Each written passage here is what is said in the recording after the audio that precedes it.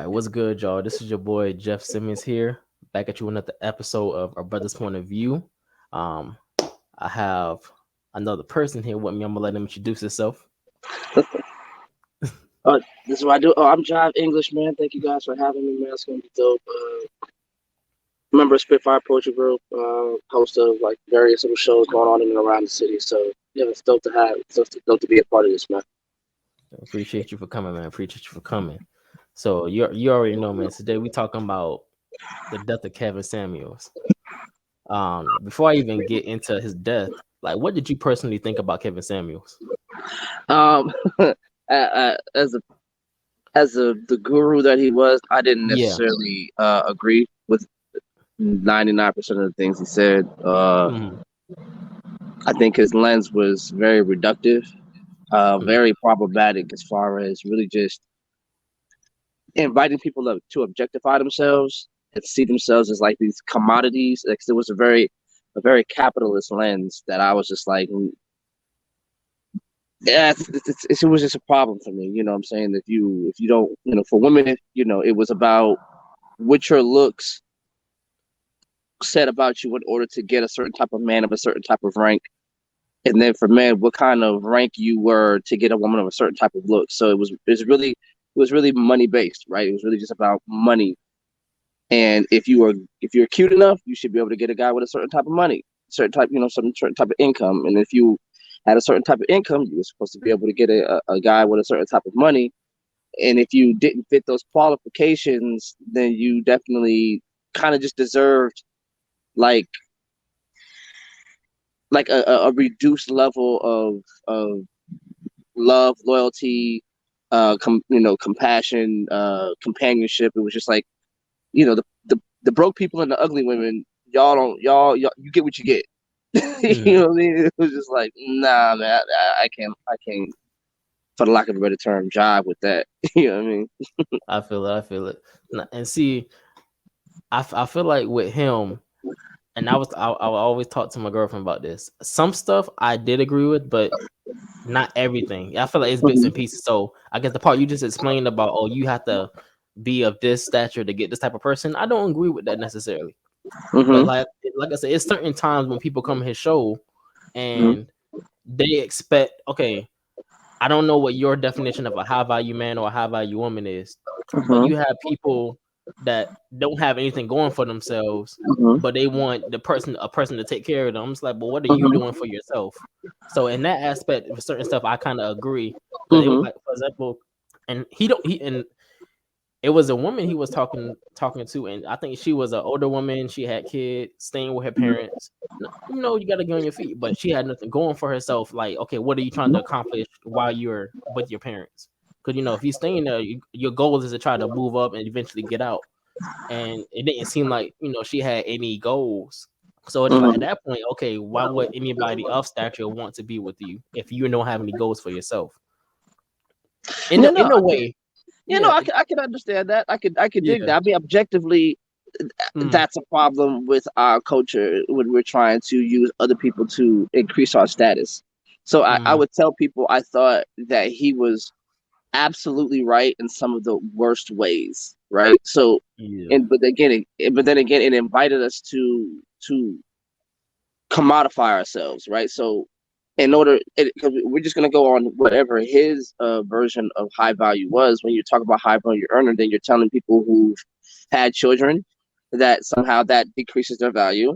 You're Mm, telling people who have you know don't have a certain type of job of a certain type of status or ranking or a certain type of income, and that puts you in a certain economic class, that you were not high valued, and that high value had a sticker price on it.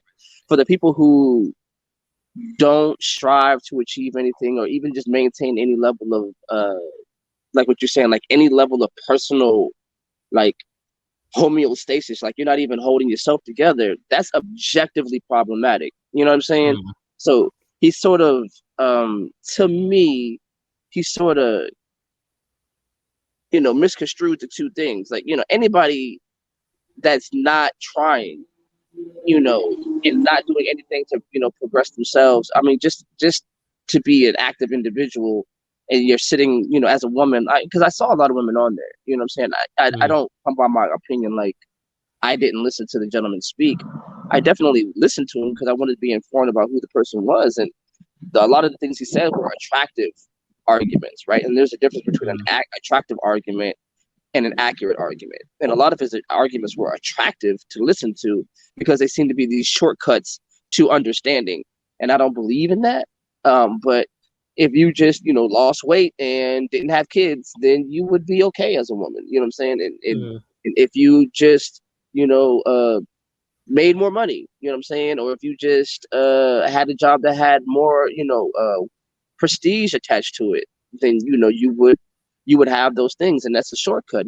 There's plenty of women out here that came on his shows who did, fit those qualities, or plenty of men who did fit those qualities, and they were still having trouble.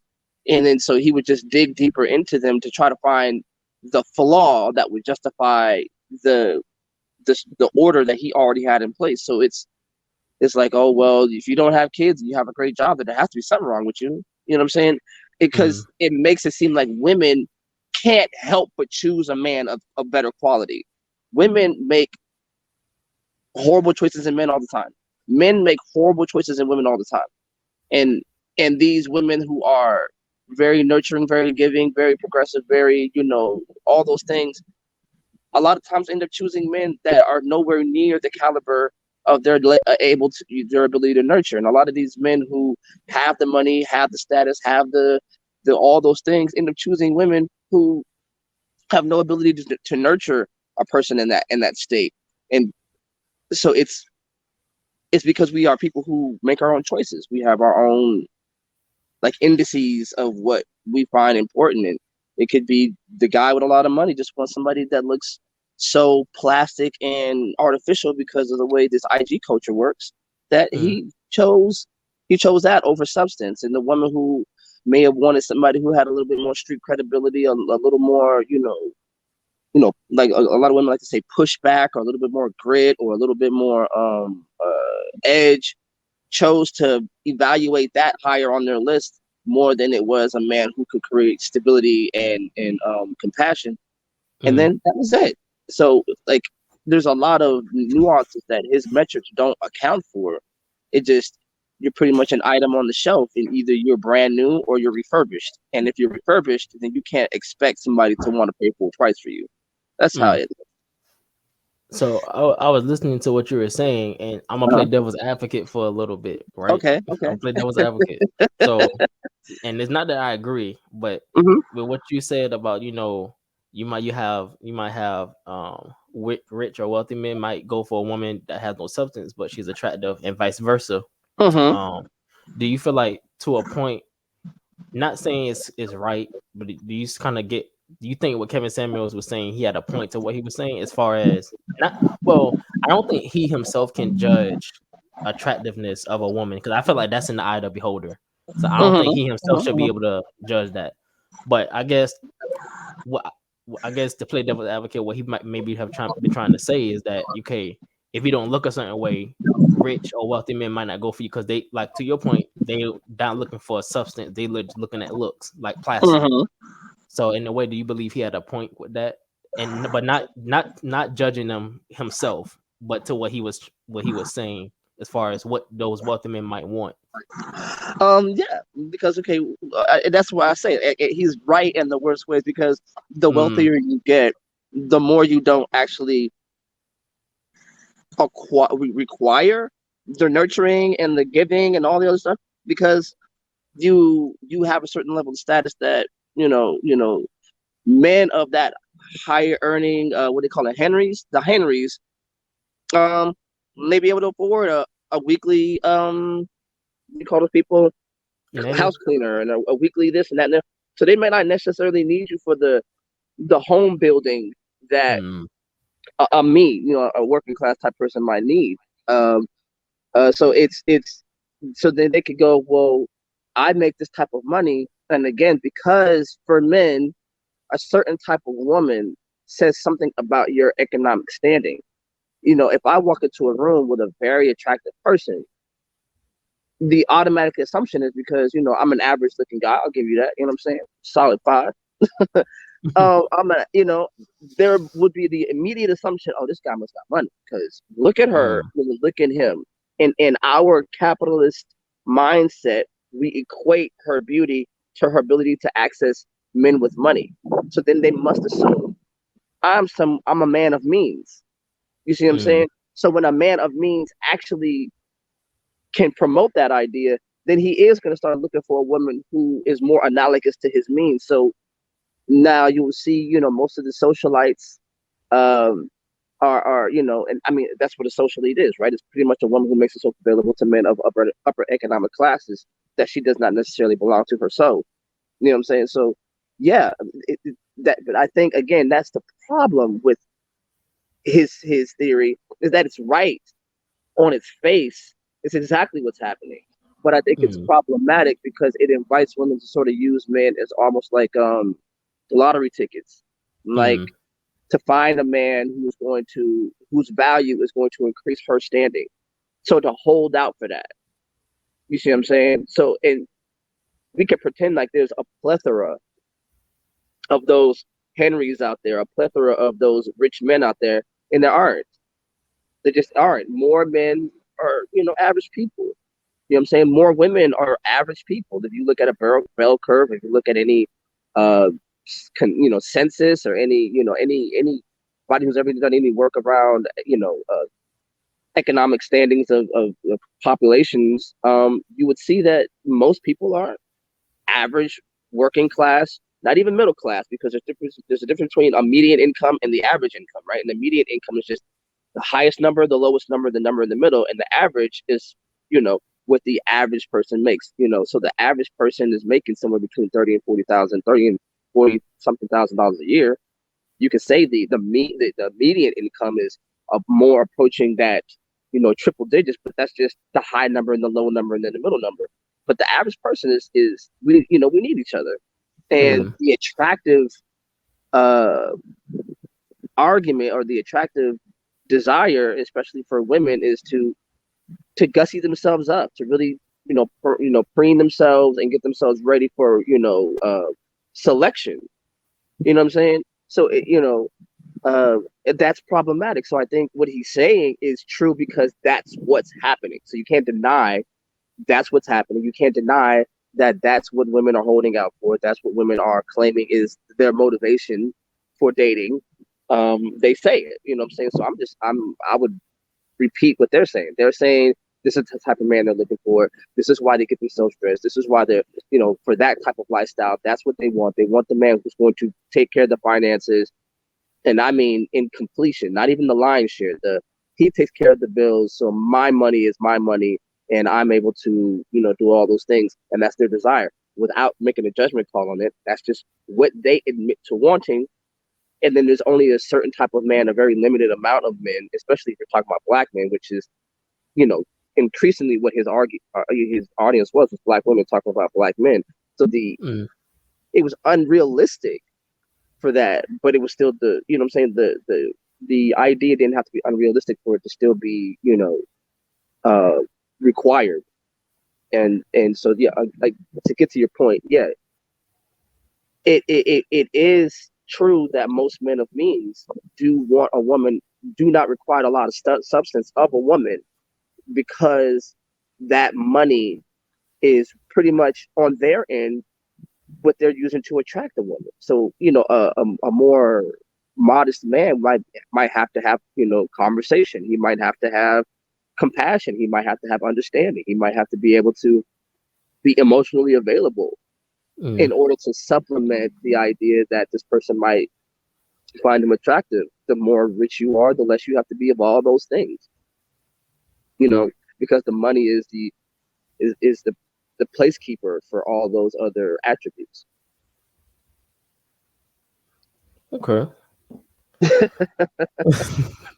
Now, so now I'm getting to his death, and the reason why I really want to talk about that, and what really got me upset is that I saw a lot of people, specifically women, celebrating that he was dead, and I'm just like, that's I found that very unpleasant, and Oh I yeah. really didn't like it. And I'm just like, despite him giving an opinion that you didn't like, Hmm.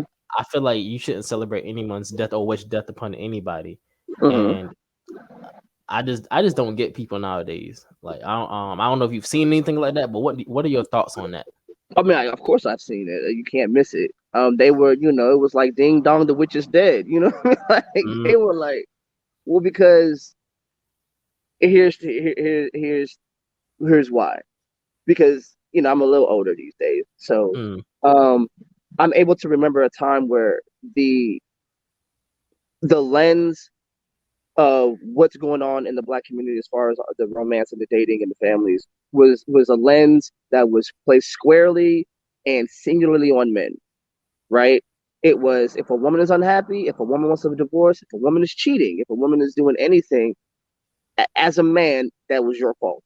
Whatever transpired. So the lens was always about why, why men ain't shit. You know what I'm saying? mm, To be straight up. It was, and we heard that and we ingested that. It became such a slogan that it doesn't even sting when you hear it anymore. It's ubiquitous in society. Niggas ain't shit. And then everybody goes, yeah, yeah, yeah, niggas ain't shit. And then mm, we kind of just move on, like, yeah, yeah, yeah. I've had my moments too. And we kind of accepted that. Here recently, you've seen a phenomenon uh, that where Black women came under that lens for the first time in a very long time. And women did not like that lens. Women did not like that level of scrutiny to be placed on them. They were perfectly happy to have the ability to cast that scrutiny on somebody else. But when that scrutiny came back on them, it was problematic, and it was, men are really acting feminine now. Men are really, whatever, whatever. What happened to the good, strong and silent type, which really means a man who doesn't emote or doesn't show emotions, and is really that emotionally, well kept person, which makes it easier for a woman to not have to deal with his emotions. You know what I'm saying? So then here you are, for a very long time, there has been men who have wanted to complain, who have wanted to say, you know, these gender roles are restrictive to me. These gender rules definitely restrict my ability to have a conversation and to, air my grievances. And then you found like this this this uh this focal point, this one person who was able to encapsulate all of their all of their complaints and all their concerns and all their desires, and he was able to say it in a way that attracted attention. I'm not going to mm, say he's anything like some civil rights leader, but it very much echoed that same idea. It was something attractive about somebody who could, in very attractive terms and in very attractive measures, uh, scream your case to the masses. And regardless of what women thought about him, they listened. And that's what men wanted to feel, was heard. So they felt heard through him. As problematic as his views were, they felt heard through him. And women did not like what they were hearing, and they wanted their silence back. And when he died, it's like, all right, now y'all can shut up again. mm, Y'all superhero is gone. Your Malcolm is gone. You know what I'm saying? So it was mm-hmm. like, oh yeah, where's your? And I didn't even know that was his nickname, but Godfather, I guess that's what they called him. I So didn't they know were that like, was his oh, name either. yeah, me neither. But I saw it. It was like, oh, where's your Godfather now? Your Godfather is dead, and it was just like, why? Why? You know what I'm saying? He was problematic, but being perfect is not a measure of being being heard. The women's liberation movement, as it's, in its third generation, isn't a perfect movement by any measure. A lot of men, a lot of people have problems with it. But does that mean that they don't, that because it isn't presented the way that men would want it, that it doesn't deserve to progress? No. Mm, You know what I'm saying? They can fall forward, stand back up, realize what they may have done wrong, and make some achievements in redressing some of the concerns, and they do for a large part. So there's nothing wrong with a movement not being perfect on its face, but that was what women expected out of men. If you're going to have an argument about the way you're being treated by us, then your argument has to be absolutely perfect. I have to agree to all of the measures that you're complaining about. And that's not what you're doing when you're trying to come to the table. And I believe that's what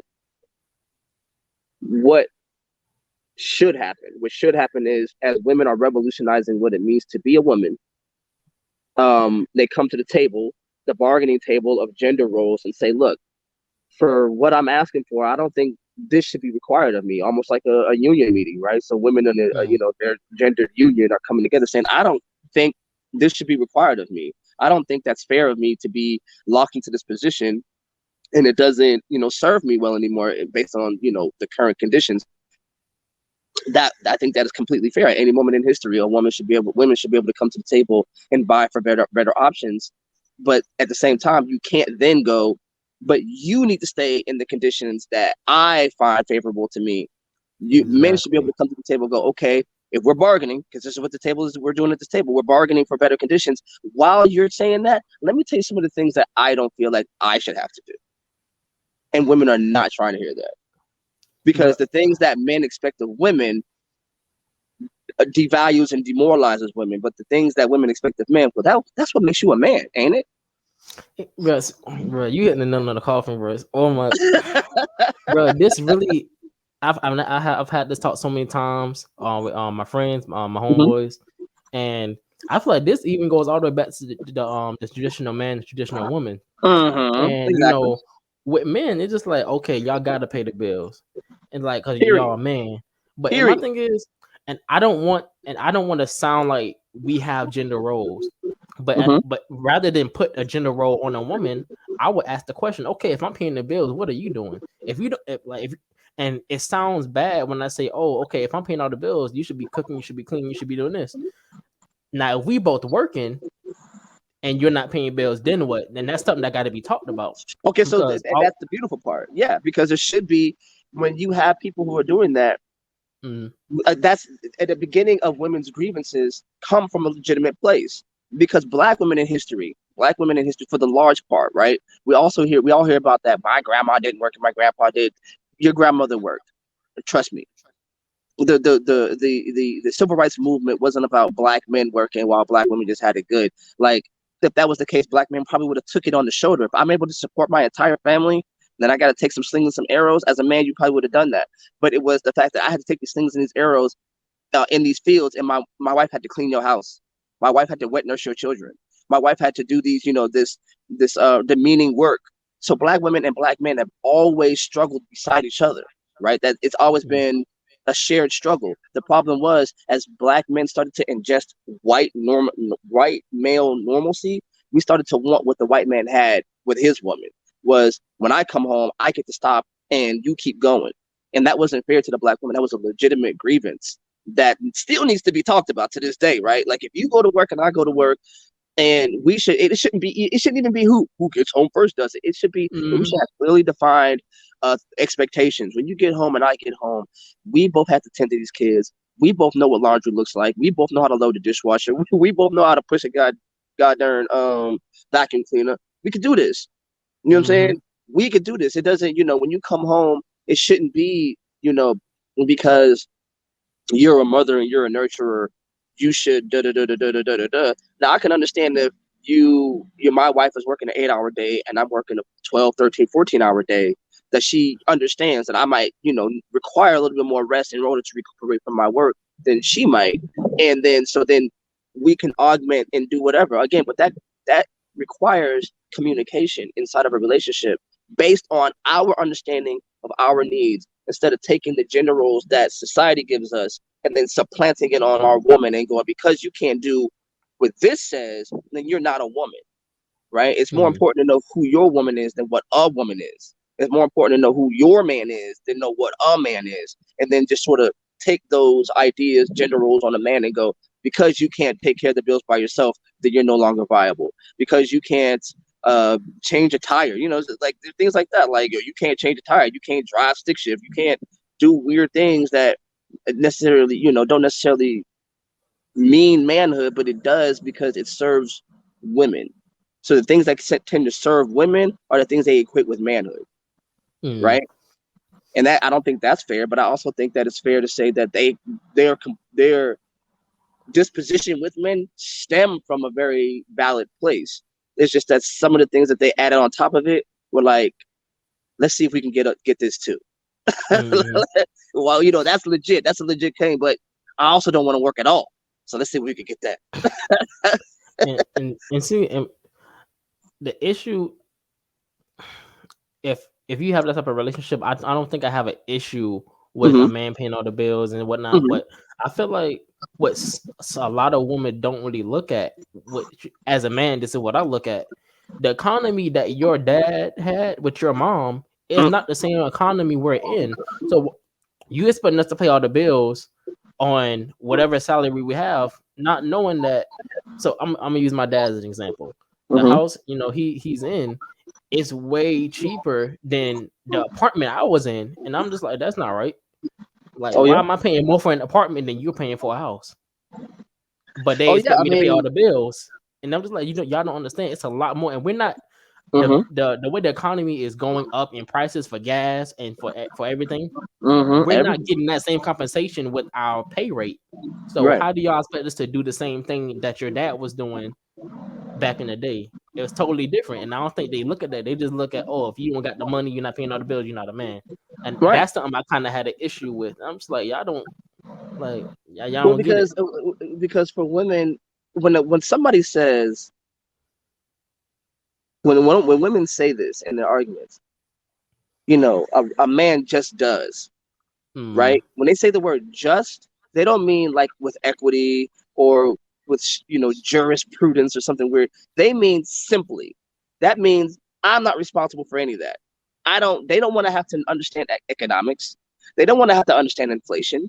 They don't want to have to understand racial stratified labor systems. They don't want to mm, understand, they don't want to understand all that. I don't want to. Oh, the black man only makes this much money per with the white man. I don't care about none of that. What do you bring home? What does that make me responsible for on my end? The more money you bring home, the less I'm required to do, and that's all. That's all they have to hear. So it's like they don't want to hear that part. They don't want to mm, hear, look, the economics of yesteryear are gone as capitalism sinks its teeth deeper into people's incomes. Our incomes are able to provide less and less and less. It takes mm, much more money to have money than it did before. I make a decent amount of money, especially for like 30 years ago. If I made the money I made now 30 years ago, a woman would have thought I was rich. mm, Point blank period. They would have been like, you make what? I could have had any chick moving with me. I could have had any chick doing whatever I wanted. But now, if I say that kind of money, they go, oh, that's all right, But they're mm, actually right. Right? It's like, no, the money I make now sounds great 20, 30 years ago, but it's nothing now. Why? Because, capitalism has found out that the more money they make, more money people make, the more they can charge for things. So then my money actually is able to purchase less. These home loans are like, you see in these houses that maybe just even 10 years ago were maybe upper ones, lower twos, are going for like 350. mm, You know what I'm saying? Like, how is that? You know what I'm saying? So you can tell that the economics are some synthetic and contrived component of reality that are meant to keep certain people at a certain rung in society. And that's exactly what's happening. But women don't want to have that conversation. They're not like, well, I understand the way the economic system is working and the way inflation is going, that we might not be able to da-da-da, and I might have to participate and be financially relatable as well as emotionally and sexually relatable to my man. I might have to have our finances might have to be in a relationship as well. Women want emotional relationships. Women want women want emotional relationships. Women want romantic relationships, but they don't want financial relationships. They want to be mm, single financially, and then in a relationship in other means, and that's not how this works in our day and age. And again, even in the yesteryear, it's really attractive to say, yeah, my father was able to do this and my father was able to do that. And there are some cases where that's true. But for the lion's share of Black people, for the lion's share of Black women, Black men, it has been a two-party system. The Black people's employment rate has always been recession level employment. We've always had recession level employment rates. Always. Our unemployment rates have always been at least double what white people's are. Our income for the same job, given the same level of this and that, is routinely, 40, 30 to 40% less than what they would pay for a white person, right? Because so there's a premium on white labor that doesn't exist on black labor. That has nothing to do with romance. That has nothing to do with being a man per se. That has to do with a system that has created those inequities, promotes them, and keeps them in play in order to make a black male economically invalidated to a black woman. That's not an accident. That's not like, oops, we forgot. We didn't know we were only paying you half what we pay ourselves. My fault. I hate for her to go home to your wife and to her. No, they knew that. That's a way you can create profit margins, right? If I can hire a whole bunch of black people for less than I would pay a whole bunch of white people, then what happens in that difference? Profit. You know what I'm saying? So that was on purpose. That wasn't, you know what I'm saying? But if a woman goes, yeah, I know all that, but still I want a nigga that makes this and makes that, then she's saying she doesn't care about the struggle.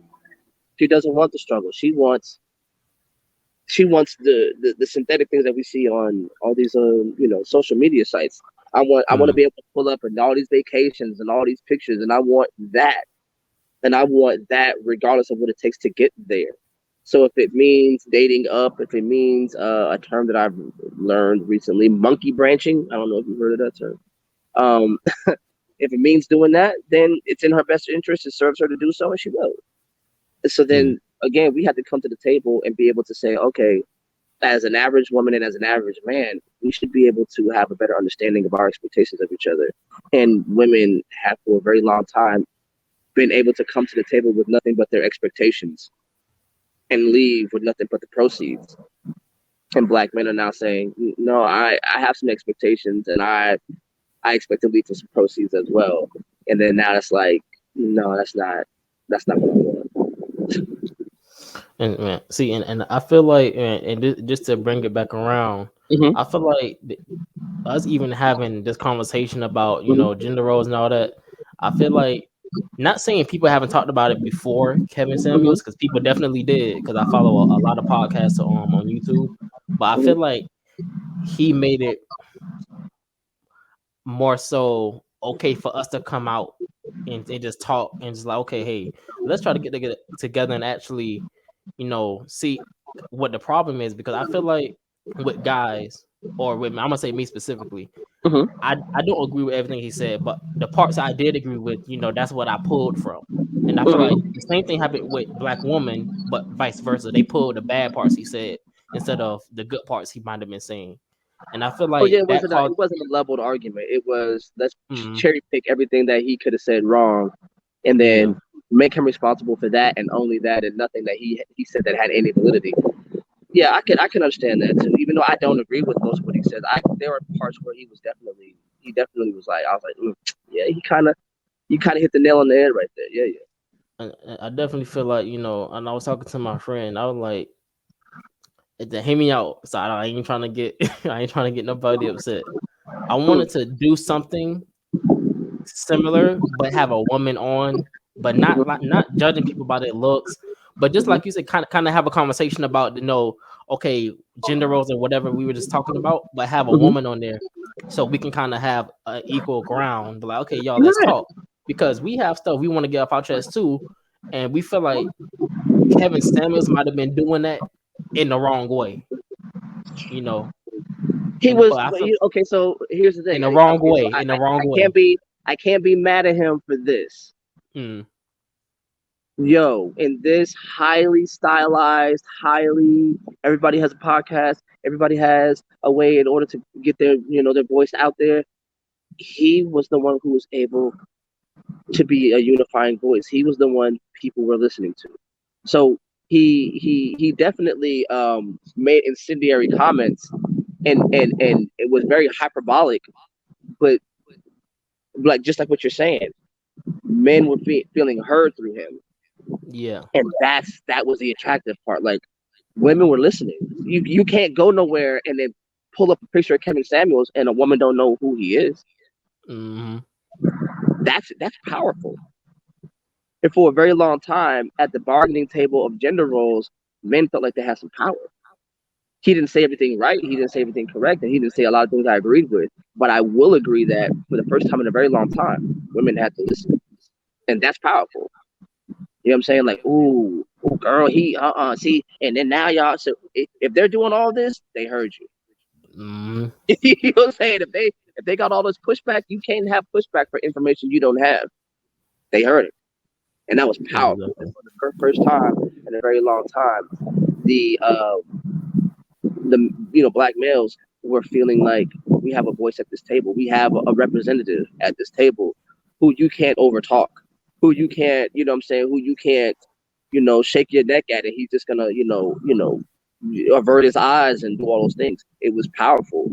You know, we see that in other movements. We see that in other, like the right wing movements where you see all these things, like when they find their Rush Limbaughs and when they find their, Sean Hannity's and they find their, Tucker Carlson's, regardless of how ridiculous they are, they're a unifying voice that I name their names. So that means I've heard them. And that's Mm-hmm. powerful. You see what I'm saying? So he was a very powerful voice, and he was a necessary voice. He wasn't a perfect voice, but just like for women's liberation and women's progress, it didn't have to necessarily be a perfect voice, but it was a voice that we are able to have these conversations based off of. So even in his passing, his presence conferred power to our conversation that we're able to have and feel brave enough to have now that, even when I was coming up, you just didn't have those conversations. So Mm-hmm. definitely, even if we were trying to correct some of his arguments, and even if we're trying to add nuance and complexity to his arguments that may have been more hyperbolic and incendiary, we're having them.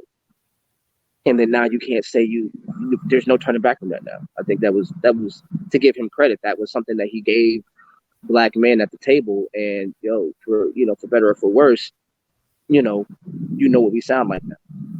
Mm-hmm. I feel like, in despite of his untimely death, he definitely left his mark.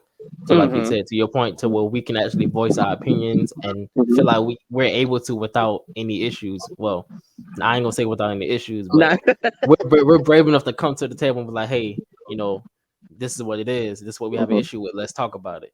Because most Mm-hmm. of the time, we're not going to talk about it. You Mm-hmm. know, I know for me, as a man, sometimes if it's something that if I'm getting irritated, I'm gonna just not shut down, but I'm just like, okay, just leave it Bro, I alone. shut I'm down. I ain't gonna gonna let you hold you. have it. You got Yeah, it. I it's ain't like, got time for what? It's that. not worth it. Yeah, you Yeah, shut but down, you internalize, and it kind of takes women off the hook. Like, okay, well, he shut down, mm, and you understand as a man, you've been informed, you've been socialized that men are mm, only allowed to argue to a point. We're only allowed to raise our voice to a point, and then it's just like do you want to be right or do you want to be in a relationship? That's only leveled that against us. that's exactly how it You know is. what I'm saying? Do you want to be right or do you want to be in love? And I was like, Mm, I can't be right now. Like I have to, if you're a man, you will have to apologize for even when you're right. That's not something that everyone has ever been told to do. I can barely hear you. Oh, can you hear me? Can you hear me? It's like echoing. Oh. Hello? Hello? Is Mm-mm. it still echoing? Yeah, it sounds funny right now. Oh no! What's happening? Hello? I got a little breeze happening right now. Hello? Slightly. But no, I guess can you hear me? Is it Yeah, audible? it Is it sound. I can hear you. It just sounded a little weird. oh I don't know. But go ahead, no, go ahead. I'm sorry. But si- actually we can this, I feel like it's a good stopping point. Okay. I feel like we definitely can talk some more about this, most definitely. Yeah. But man, I appreciate you for coming on the podcast, man. Oh As man, well, it's dope, man, appreciate to it. be on here, brother's point of view. I Uh, dig it. I like the whole thing, man. Appreciate it, man. To everybody that's watching, man. Make sure you like, comment, subscribe. Again, Jive English. Spitfire Poetry. Look it up on Instagram, Facebook. You don't want to miss it. But I'm gonna holler at y'all. Appreciate it, man.